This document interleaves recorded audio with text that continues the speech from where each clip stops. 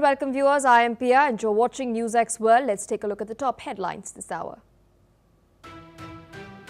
Ukrainian President Volodymyr Zelensky is set to visit Washington, D.C. this week for talks with U.S. President Donald Trump. Zelensky will also meet U.S. energy and defense firms and discuss Ukraine's Tomahawk missile needs.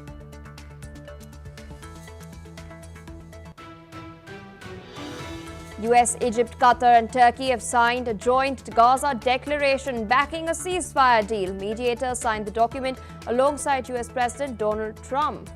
China previously reacted to this proposal but has made no further comments since then. US Treasury Secretary Scott Bessent stated that US President Donald Trump remains on track to meet Chinese President Xi Jinping in South Korea later this month as the two countries try to de-escalate tensions over tariff threats and export controls. Bessent has stated that there were substantial communications between both sides over the weekend and more meetings are expected. US and China have rolled out special port fees on shipping firms registered in both countries as the trade war between the world's two largest economies expands.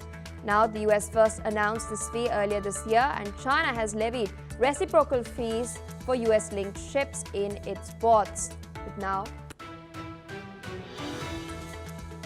EU Foreign Policy Chief Kaja Kallas has announced that the European Union will allocate 10 million euros to help establish a special tribunal to prosecute Russia's crime of aggression. She has also pledged an additional 6 million euros to support Ukrainian children deported by Russia and survivors of sexual violence. Torrential rains that inundated Mexico last week have now killed at least 64 people and 65 others are reported missing after this tropical depression triggered landslides and flooding in parts of the Gulf Coast and central states.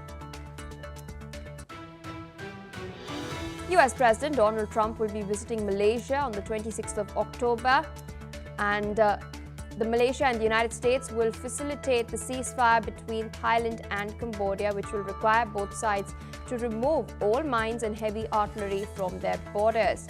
And the Foreign Minister Mohammed Hassan has stated that President Trump is looking forward to witnessing the signing of this ceasefire agreement.